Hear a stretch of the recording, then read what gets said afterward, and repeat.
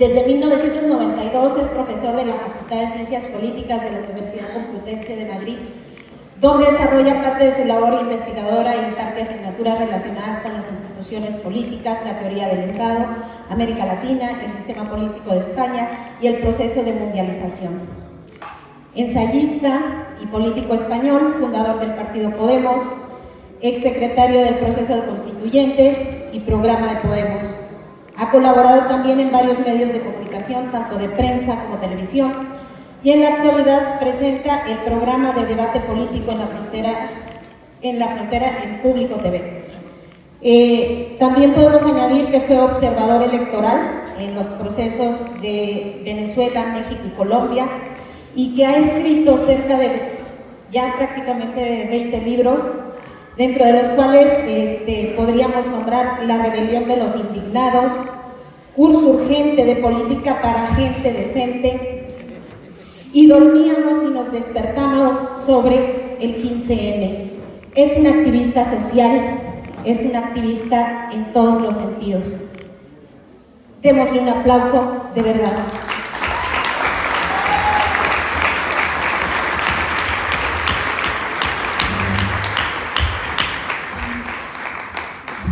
Muchísimas gracias. No saben la alegría que me da estar aquí con ustedes. Creo que después de recorrer América Latina, después de enfrentar buena parte de los desafíos en mi país y también en otros países europeos, a la conclusión a la que he llegado es que el principal problema que tienen las fuerzas progresistas es que han fracasado a la hora de construir el partido Movimiento. Y andaba yo preocupado por la marcha del partido Movimiento en México, pero les veo a ustedes y me han devuelto el optimismo. Muchísimas gracias.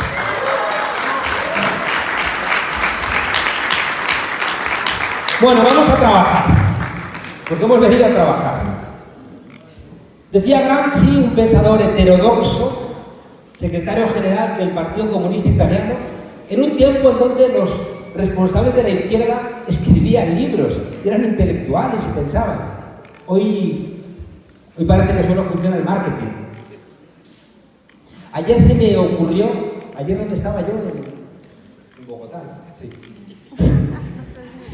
¿Saben ustedes que hay una frase muy famosa de Rosa Luxemburgo, que también la expresó Trotsky, que decía: cuidado, cuidado, porque el partido sustituye a la sociedad. El comité central sustituye al partido y el secretario general sustituye al comité central. Yo he hecho una pequeña añadido y he dicho: cuidado, porque el partido sustituye a la sociedad, el comité central sustituye al partido, el secretario general sustituye al comité central y el responsable de marketing sustituye al secretario general.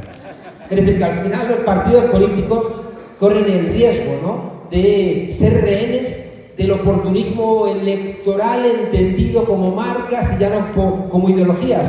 Y por tanto, insisto, lo que están ustedes haciendo aquí creo que es un enorme acierto, porque es la única manera de poder contrarrestar, como vamos a ver ahora, a esos gigantes que no son molinos de viento, sino que son en verdad gigantes. Decía Gramsci, este pensador heterodoxo, que pensaba durante los años 30, en un momento también duro como el actual, decía que tenemos que combatir a nuestros enemigos políticamente en donde son más débiles e intelectualmente en donde son más fuertes. Les repito, les tenemos que combatir políticamente en donde son más débiles, pero intelectualmente en donde son más fuertes. Y eso nos obliga a estudiar, y eso nos obliga a reflexionar y a pensar, porque si no la hegemonía, es decir, el sentido común, les pertenece a ellos. Necesitamos herramientas intelectuales, conceptuales, para ser más poderosos que ellos. Yo ando atravesado por una pregunta, y es ¿por qué la gente ha votado a Bolsonaro? Este loco que le echa la culpa a las ONGs de esta Amazonas en llamas por culpa de los terratenientes que están haciendo negocio prendiéndole fuego al último pulmón del planeta. ¿Por qué la gente votaba? Porque una monja de misa y comunión diaria votaba a un putero como Berlusconi. ¿Qué hace un campesino pobre del Valle del Cauca votando a un narco político como Uribe? ¿Qué hace este pueblo habiendo votado, al menos una parte, habiendo votado a Peña Nieto? ¿Qué hacen las víctimas votando a sus verdugos? ¿Por qué? ¿Por qué? Yo recuerdo que hace unos años en la radio conté una historia que había escuchado aquí, un tipo pobre que de repente le toca la lotería y va al concesionario de carros a comprarse el mejor carro, y dice, deme el más caro, es muy caro, no me importa, deme el más caro. El tipo se lleva el carro y al rato lo devuelve y dice, oiga, este carro no funciona porque no tiene radio. Y dice, ¿cómo que no tiene radio? Y dice, sí, no tiene radio. Y dice, sí, tiene radio, lo que pasa es que funciona por voz. Ah, no sabía, usted le pide la canción que quiera y se la pone. Entonces el tipo se regresa con el carro y le dice, Fernández, Alejandro o Arturo, Alejandro, le canta una ranchera, y dice, Iglesias, Enrique o Julio, y le canta ahí el hey. Mozart, dice, Wolfgang o Alexander, Wolfgang, y le canta ahí una sinfonía. Y el tipo estaba entretenido en la radio y en una carretera un tipo le hace una mala maniobra con el carro y el tipo grita, pendejo, ladrón, sinvergüenza. Y le dice el carro, ¿Fox, Peña Nieto o Calderón?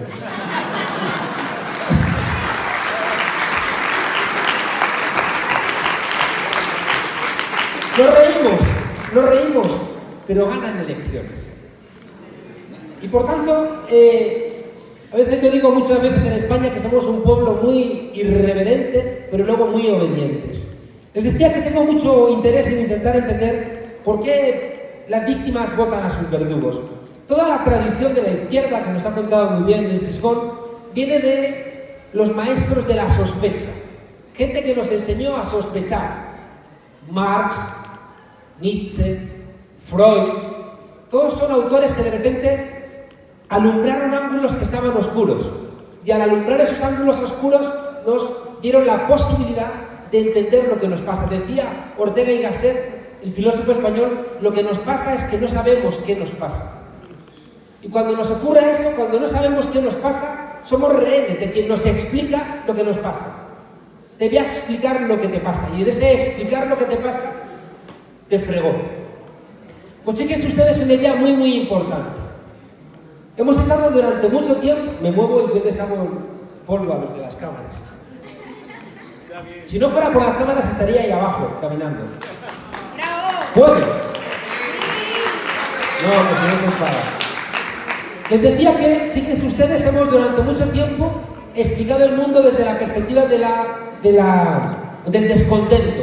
Apunten una cosa, necesitamos sumar al descontento el desconcierto.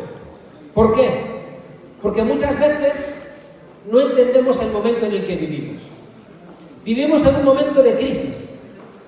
Crisis, decía Antonio Gramsci, que es un tiempo en donde lo viejo no termina de marcharse y lo nuevo no termina de llegar. Fíjense ustedes que el modelo neoliberal es un modelo que fracasa, que tiene crisis, que no termina de funcionar, pero no termina de marcharse. Y lo nuevo tampoco termina de llegar. Fíjense que esto implica que estamos confundidos. Y una de las ideas principales que quiero compartir con ustedes es que las dificultades que tiene el pensamiento progresista en todo el mundo, incluido aquí en México, es que a menudo estamos muy confundidos. Y para dejar de estar confundidos, lo primero que tenemos que hacer es entender que vivimos en una etapa de desconcierto. Y en segundo lugar, recuperar, como ha dicho Fisgón, a los maestros que nos ayudaron a sospechar. Un cura guerrillero del M-19 en Colombia me contó una historia que casi siempre cuento. Él me dijo, Juan Carlos, la historia de Abraham, que es el que hace la alianza de Dios con el pueblo, esa historia la contáis mal.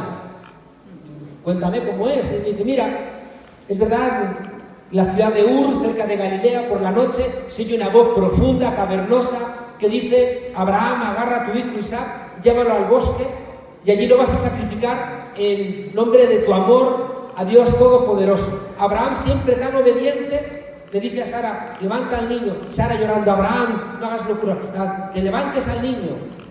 Pero Abraham es tu hijo, que lo ha dicho Dios. La pobre Sara se levanta, va hacia la habitación, llama a la puerta, hijo, Isaac despierta, Isaac se frota los ojitos, madre, ¿qué pasó? ve con padre al bosque a un sacrificio. El niño se pone la camisetita, se va camino al bosque. El niño que era listo, camino del bosque, le dice al padre, padre, ¿y la bestia para el sacrificio? Y dice, ya vemos luego eso. El caso es que llegan a un claro y Abraham agarra al niño, le pone encima de unas maderas, le quita la camiseta, saca el puñal. Cuando está a punto de descargárselo en el pecho, se oye una voz profunda, cavernosa, que dice, Abraham, detente. Ya has demostrado tu amor por Dios Todopoderoso. Guarda el puñal y regresa a casa y sé feliz con los tuyos porque has demostrado tu obediencia a Dios. Abraham, siempre tan obediente, guarda el puñal, se enrumba hacia su casa y el joven Isaac se incorpora y dice, si no llego a aprender para ventrílocuo, este loco me asesina. ¿Por qué me gusta esta historia? Porque fíjense ustedes, tenemos que aprender a desconfiar a veces hasta de la palabra de Dios. Fíjense ustedes que eso va a ser muy complicado. Cuando uno hace pensamiento crítico, tiene muchas dificultades. Cuando uno en las ciencias sociales hace pensamiento crítico, tenemos profundas dificultades. Primero, porque se enfadan con nosotros todos los demás compañeros que no hacen pensamiento crítico. En segundo lugar, tenemos que hacer un esfuerzo extra para buscar las posibilidades alternativas a lo que existe. Y en tercer lugar, tenemos que demostrar que esas alternativas son mejores que lo que hay. Es decir, tenemos que trabajar mucho y encima se enfadan nuestros compañeros. Es muy cómodo no hacer pensamiento crítico, pero hay que atreverse a hacer pensamiento crítico, ya digo, desobedeciendo. Miren, hay una idea para mí esencial, y es que nos han robado el diccionario. Hemos utilizado esta mañana palabras y a menudo no tengo plena conciencia de que sepamos definir esas palabras. Le preguntaron a Miguel de Unamuno, otro filósofo español, le preguntaron una vez, ¿cree usted que existe Dios? Y él contestó, dígame usted qué entiende por creer, por existir y por Dios, y entonces le contesto. Tenemos que definir las palabras. ¿Y saben ustedes cuál es el problema? Que nos han robado el diccionario. Y de repente no sabemos lo que significan las cosas. O de repente hay un estancamiento y dice, no hay crecimiento, cero. O matan a gente en Irak y no son asesinados, son daños colaterales. Hay un hurto constante del diccionario. Y por tanto, una de las tareas que tenemos que hacer nosotros, una de las tareas que tiene que hacer Paco Ignacio Taibo II es entender que el diccionario es la herramienta más revolucionaria de la que se puede dotar un pueblo. Y cada mexicano y cada mexicana debiera tener un diccionario en su casa. Miren, voy a intentar poner ejemplos de todo. ¿Saben por qué? Porque cuando yo llegué a Alemania, la primera clase, un profesor durante 3 horas estuvo diciéndonos que el pensamiento tenía que ser abstracto, que el pensamiento no podía poner ejemplos, que los ejemplos eran la muerte del pensamiento, que los ejemplos eran un pensamiento perezoso que claudicaba, que el verdadero pensamiento está en las plumas abstractas, que solamente los verdaderos pensadores se atreven al desafío del pensamiento abstracto sin caer en lo concreto. Yo recuerdo que levanté la mano y dije, perdón, ¿podría poner un ejemplo? ¿Cómo era Alemania maldita la gracia que les hizo? Sin embargo, mi maestro, uno de mis maestros en Madrid, Jesús Ibáñez, nos ponía ejemplos constantemente para todo. Y venían premios Nobel a visitarle a la facultad. Una buena parte de mi pensamiento se lo debo a ese señor y a sus ejemplos, porque nos iluminaba. Nos decía, por ejemplo, recuerdo, para contarnos la imposibilidad de pensar en la matriz del pensamiento moderno, nos decía, fíjense ustedes qué ejemplo más bonito, que sirve para todo lo que están ustedes haciendo aquí. Un monje que ha dedicado toda su vida a enseñar a su discípulo a diferenciar entre la verdad y la mentira, entre lo falso y lo real. Y llega a la última lección. Y le llama al salón de los pasos perdidos, le pone una vara de almendro en la cabeza y le dice, si me dices que esta vara es falsa, te daré con ella en la cabeza. Si me dices que esta vara es verdadera, te daré con ella en la cabeza. Y si guardas silencio, te daré con ella en la cabeza. Claro, yo dije, tengo la solución, le quitas la vara al maestro y le das tú a él en la cabeza. Y Jesús Ibáñez, que era mucho más inteligente que yo, dijo, no, la solución no es esta. La solución es que cuando algo es necesario e imposible, hay que inventar una nueva dimensión.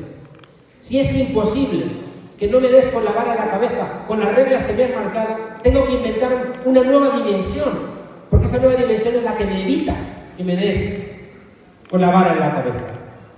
Bien, les decía que vengo de Colombia, donde me ha invitado lo que creo que es el proceso más importante de ese país ahora mismo, que saben ustedes que aprobó un proceso de paz, pero que van más de 1000 asesinados. Colombia corre el riesgo de regresar a la noche oscura de su pasado más sombrío. Y hay una comisión de la verdad. Y me invitaron a dar la charla inaugural y luego a estar con ellos en las conclusiones.